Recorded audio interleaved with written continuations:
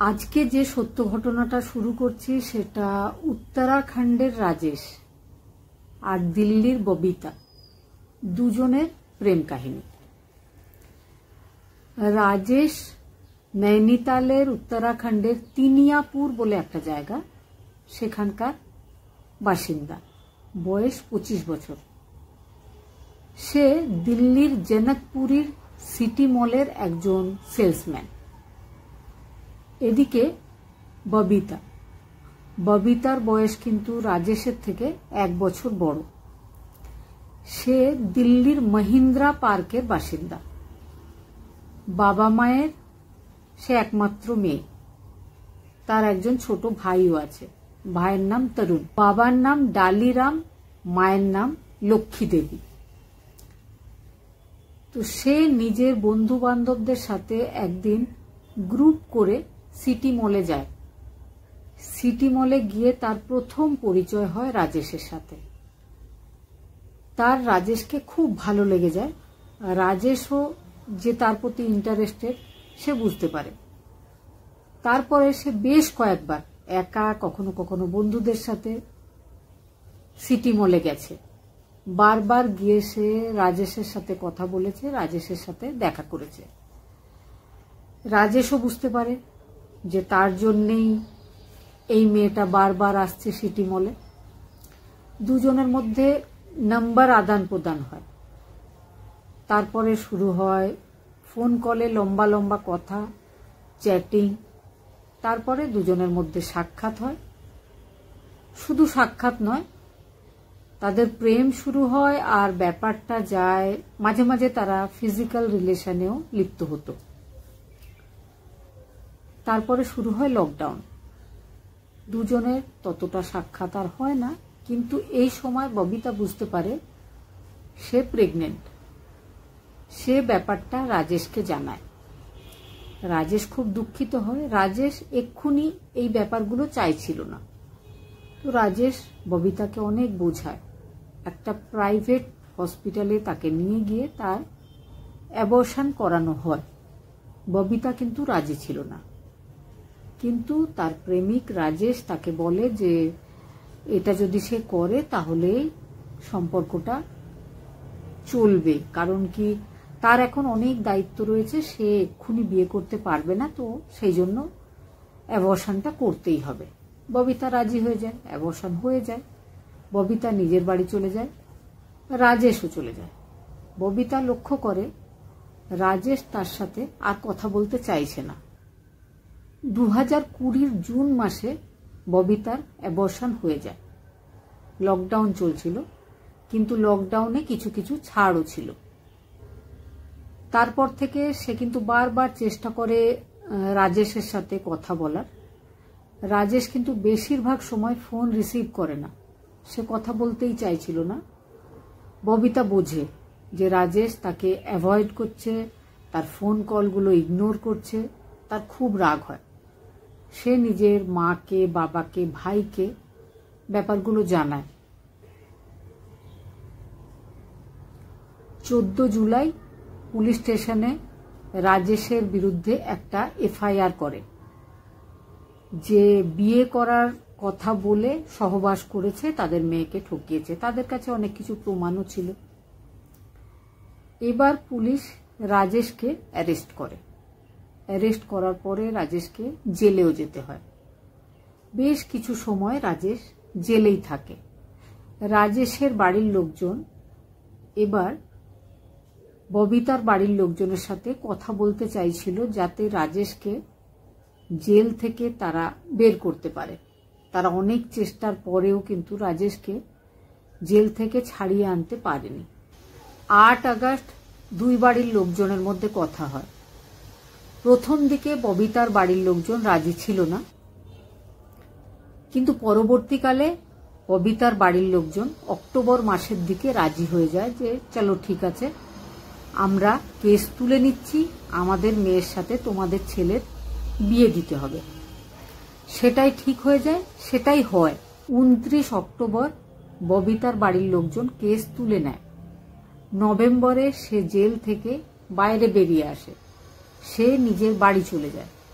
তারপরে ডিসেম্বর মাসে লাস্ট সপ্তাহে 2020-তে ববিতার সাথে রাজেশের বিয়ে হয়ে যায় দুজন বাড়ির লোকজনের উপস্থিতিতে। আর্য সমাজ মন্দিরে গিয়ে বিয়েটা হয়েছিল, কোর্ট ম্যারেজ কিন্তু হয়নি। তারপরে ববিতা আর রাজেশ দুজনে গোবিন্দপুরীতে ঘর ভাড়া নিয়ে থাকতে শুরু করে। দুজনের মধ্যে সম্পর্ক বিয়ের পরে একদিনও ভালো ছিল না। সব সময় তাদের দুজনের মধ্যে তর্ক ঝগড়া চলছিল। দুজনেই পুরনো কথা তুলে একে অপরকে খোঁটা দিচ্ছিল। এইভাবেই চলতে চলতে আসে 7 জুন 2021। সকালবেলায় ববিতা নিজের কাজ করছে, রাজেশ খাটে শুয়ে শুয়ে মোবাইল দেখছে। ববিতা খুব রাগ করে বলে যে তোমার কাজকর্মে একদম মন নেই, সারাদিন মোবাইল ফোন দেখলে কিন্তু চলে না। আর আমার মা যদি লকডাউনের সময় আমাদেরকে হেল্প না করতো তাহলে হয়তো আমরা খেতেই পেতাম না। এই সমস্ত কথাগুলো রাজেশের একদম ভালো লাগছিল না। সে বলে যে আমি তো এখন বিয়েও করতে চাইছিলাম না, তোমার জন্যই তো আমাকে বাধ্য হতে হয়েছে বিয়ে করতে। এই কথা শুনে ববিতা একটা ব্যাগ সেটা গুছিয়ে নিয়ে রাগ করে বাড়ি থেকে বেরিয়ে যায়। রাজেশ জানতো যে সে রেগে গেলেই নিজের বাপের বাড়িতে যায়। বাপের বাড়ি ছিল খুব কাছে, কিন্তু 2-4 দিন কেটে গেলে সে আবার ফিরে আসে। বিয়ের কিন্তু মাত্র 5 মাস হয়েছিল, তার মধ্যেই অসংখ্যবার তাদের মধ্যে ঝগড়া হয়েছে, বাপের বাড়ি যাওয়া হয়েছে, আবার ফিরে আসা হয়েছে। এগুলো ছিল তাদের নর্মাল রুটিন। আশেপাশের সব লোকজন জানতো যে এই দুজন স্বামী স্ত্রী রোজই কোনো না কোনো ব্যাপারে ঝগড়া করে। 3 দিন কাটে, আসে 11 জুন। 11 জুন রাজেশ যায় ববিতার বাড়িতে। ববিতার বাড়িতে গিয়ে সে বলে যে আমার মা খুব অসুস্থ, আমাকে উত্তরাখণ্ডে তিলিয়া পাড়ায় যেতে হবে, তো তুমি যেহেতু বৌমা তোমাকেও যেতে হবে, তুমি চলো। সে বলে আমি যাব না। রাজেশ দুপুরবেলায় সোজা চলে যায় পুলিশ স্টেশনে। আগেও কিন্তু কেস হয়েছিল যখন সে জেলে ছিল, তারপরে তাকে ছাড়া হয়, তারপরে তাদের বিয়ে হয়। ব্যাপারগুলো কিন্তু পুলিশ স্টেশনে সবার জানা ছিল। রাজেশ পুলিশ স্টেশনে গিয়ে জানায় যে বিয়ের 5 মাস পরেও আমার স্ত্রী আমার কোনো কথা শোনে না, আমার মা অসুস্থ হয়েছে, আমি নিজের গ্রাম উত্তরাখণ্ডের তিলিয়াপুর সেখানে যাচ্ছি, আমার স্ত্রী যেতে চাইছে না। পুলিশ তার স্ত্রীকে ডেকে পাঠায়। তার স্ত্রী নিজের মায়ের সাথে পুলিশ স্টেশনে আসে। পুলিশ বলে যে এরকম করলে হবে না, যদি ঠিকঠাক মতো সংসার করতে হয় তো হাজবেন্ডের মা যেহেতু অসুস্থ তোমার উচিত যাওয়া, তো তুমি যাও। পুলিশ যখন এই কথা বলে তো ববিতার মা সেও ববিতাকে বলে হ্যাঁ সত্যিই যাওয়া উচিত। ববিতা এবার রাজি হয়ে যায় রাজেশের সাথে যেতে। সন্ধেবেলায় 6টার সময় আনন্দ বিহার এলাকার একটা বাসে তারা নৈনিতাল যাওয়ার জন্য বসে। 12 জুন সকালবেলায় তাদের নৈনিতাল পৌঁছে যাওয়ার কথা। 12 তারিখ দুপুরবেলায় মা মেয়েকে ফোন করছিল, তার ফোনটা সুইচ অফ। মা কিন্তু এবার চিন্তায় পড়ে, জামাইকে ফোন করে, জামাই কিন্তু ফোন রিসিভ করে না। 12 থেকে 16 তারিখ পর্যন্ত মা অসংখ্যবার নিজের মেয়েকে জামাইকে ফোন করেছে। মেয়ের ফোন সুইচ অফ আর জামাইয়ের ফোন রিসিভ হয় না। 16 তারিখে ভদ্রমহিলা বাধ্য হয়ে সেই পুলিশ স্টেশনে আবার যায়, মেয়ের একটা মিসিং ডায়েরি করে। পুলিশ কিন্তু অবাক। পুলিশ টিম নৈনিতালে যোগাযোগ করে রাজেশের সাথে কথা বলে। রাজেশ পুলিশ টিমকে বলে যে আমার স্ত্রী তো আমার সাথে আসেইনি, সে পুলিশ স্টেশনের বাইরে থেকেই আমি আমার মা অসুস্থ বলে চলে এসেছিলাম নিজের গ্রামে, সে নিজের মায়ের সাথে ফিরে চলে গেছিল, আমি কিভাবে জানবো যে তাদের মেয়ে কোথায় গেছে। এবার কিন্তু ববিতার মা সে অবাক হয়, সে বোঝে নিশ্চয় কিছু না কিছু ঘটেছে একটা তার মেয়ের সাথে। তো সে তার হাজবেন্ড তার ছেলে তরুণ সবাই মিলে এসে পুলিশ স্টেশনে বারবার কথা বলে, কিন্তু পুলিশদের সেই একই কথা। দিল্লি পুলিশ বলে যে তোমার মেয়ে নৈনিতালে গিয়ে যদি হারিয়ে গিয়ে থাকে তো ব্যাপারটা নৈনিতাল পুলিশের দেখার কথা, আমাদের নয়। এরা অনেক রিকোয়েস্ট করার পরে পুলিশকে রাজি করানো হয়। আরও একটা ব্যাপার, 1.5 মাস চলেছিল এই ব্যাপারটা বা এই খোঁজাখুঁজি। এই 1.5 মাসের মধ্যে ইনভেস্টিগেশন অফিসার 3 বার পাল্টে গেছিল। ববিতার কেসটা কিন্তু খুব সহজেই সলভ হয়নি। বারবার অফিসার চেঞ্জ হয়েছে, বারবার সেই একই কথার সম্মুখীন হতে হয়েছে ববিতার ফ্যামিলিকে, যে এই ব্যাপারটা দিল্লির ব্যাপার নয়, এই ব্যাপারটা নৈনিতাল উত্তরাখণ্ডের ব্যাপার। অনেক সাধ্য সাধনা, অনেক চেষ্টার পর রাজেশ অ্যারেস্ট হয়। রাজেশ অ্যারেস্ট হওয়ার পর প্রথম দিকে যেমন সবাই করে সেই রকমই সেও বলে সে কিচ্ছু জানে না, তার শাশুড়ির সাথে তার স্ত্রী চলে গেছিল, সে কিভাবে জানবে, তারাই কিছু করেছে নিশ্চয় তার মেয়ের সাথে। পুলিশ কিন্তু অপরাধীদেরকে দেখলেই বুঝতে পারে যে কে অপরাধ করেছে। তারপরে অপরাধীর মুখ থেকে অপরাধটা কিভাবে স্বীকার করাতে হয় সেটাও কিন্তু পুলিশ খুব ভালোভাবে জানে। তো অপরাধ স্বীকার করে রাজেশ। তারপরে যেটা সে বলতে শুরু করে সেটা হচ্ছে বিয়ের পর থেকেই তার কখনোই তার স্ত্রীকে ভালো লাগেনি। সে ভীষণভাবে বিরক্ত হয়েছিল নিজের স্ত্রীর উপর, কারণ তার বিয়ে করার ইচ্ছাই ছিল না। চাপে পড়ে তাকে বিয়ে করতে হয়েছিল। তো ঘটনার দিন মানে 11ই জুন সন্ধেবেলায় তারা বাস ধরে নৈনিতাল যাওয়ার জন্য।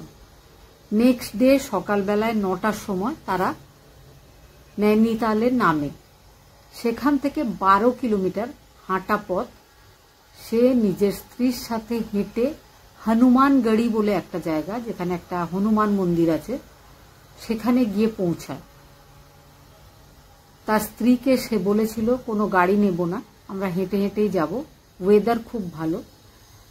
তো তার স্ত্রী রাজি হয়েছিল।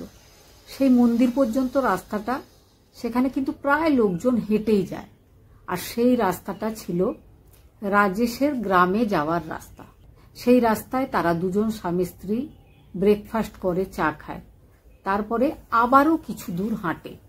সেই দিন কিন্তু যাত্রাপথে হাজব্যান্ড নিজের স্ত্রীর সাথে খুব ভালো ব্যবহার করছিল, আর নিজের স্ত্রীকে বারবার বলছিল যে সে নিজের এই পর্যন্ত যে ভুলগুলো সে করেছে সে বুঝেছে। সে ববিতাকে খুব ভালোবাসে। রাগের বশবর্তী হয়ে হয়তো খারাপ ব্যবহার করছিল, ববিতা যেন সেগুলো না মনে রাখে। এবার থেকে তারা দুজন নতুনভাবে সংসার শুরু করবে। সে ববিতাকে সেই আগের মতো, প্রথম সময়কার মতো ভালোবাসবে। ববিতার সত্যি সত্যি ব্যাপারটা খুব ভালো লাগছিল। সেই জন্য হাজবেন্ডের হাত ধরে সে ভীষণ খুশিতে 12 কিলোমিটার হেঁটে চলে যায়। তারপরে একটু এগিয়ে যেতেই একটা ছোট্ট ব্রিজ, 162 নম্বর ব্রিজ, যে ব্রিজটা খুব নির্জন একটা ব্রিজ, আর তার তলায় 8-9 ফুট মতো গর্ত, একটা খাল টাইপের জায়গা আছে। সেখানে নামে রাজেশ। নেমে একটা সুন্দর জায়গায় দাঁড়ায়, স্ত্রীর দিকে হাত বাড়ায়। স্ত্রীও নেমে আসে, স্ত্রীর সাথে গলা মেলে হাগ করে। স্ত্রী মনে করে যে আমার হাজবেন্ড আমাকে ভালোবাসছে। সেই অবস্থায় তার গলায় চাপ দিয়ে ধরে। যখন ববিতা নিথর হয়ে যায় সে বুঝতে পারে ববিতা আর বেঁচে নেই। ভালোবাসার আড়ালে তার এই রূপ ববিতা কিন্তু চিনতে পারেনি। ববিতা শেষ হয়ে যায়, ববিতাকে ওই গর্তে ফেলে দেওয়া হয়। ফেলে দেওয়ার পরে সে আবারও উঠে আসে। ববিতার ফোনটা কিন্তু তার কাছেই ছিল। আবার 200 মিটার মতো হেঁটে আরও একটা খালে ববিতার ফোনটা সুইচ অফ করে ভেঙে ছুঁড়ে ফেলে দেয়। সোজা নিজের বাড়ি চলে যায়। বাড়ি গিয়ে এই ধরনের কোনো ঘটনার কোনো উল্লেখ বাড়ির লোকজনের সাথে করে না, সেখানে থাকতে শুরু করে। এদিকে ববিতার বাড়ির লোকজন চিন্তা করছিল। সে কিন্তু বলছিল ববিতা তার সাথে আসেইনি। পুলিশ স্টেশন থেকে যখন ববিতার ফোনের লাস্ট লোকেশন দেখা যায়, তখন দেখা যায় সেই লোকেশনটা ছিল হনুমানগড়ি টেম্পল, যেটা কিন্তু উত্তরাখণ্ডে। এবার পুলিশ বুঝতে পারে যে রাজেশ মিথ্যা কথা বলছে। রাজেশ অ্যারেস্ট হয়। রাজেশ সমস্ত ব্যাপারটা বলেছিল। এখন রাজেশ পুলিশ কাস্টাডিতেই রয়েছে। এই ঘটনার পর কিন্তু একটা কথাই বলতে চাই, জোর করে ভালোবাসা পাওয়া যায় না। কাউকে ভালোবাসা হচ্ছে তার সাথেই বিয়ে করতে হবে, জোর করে বিয়ে করতে হবে, এমনটা কখনোই হওয়া উচিত না। যদি রাজেশকে জোর করে ববিতা বিয়ে না করত, তাহলে হয়তো ববিতা আজ বেঁচে থাকতো। আপনাদের কি মনে হয় অবশ্যই কমেন্টে জানাবেন।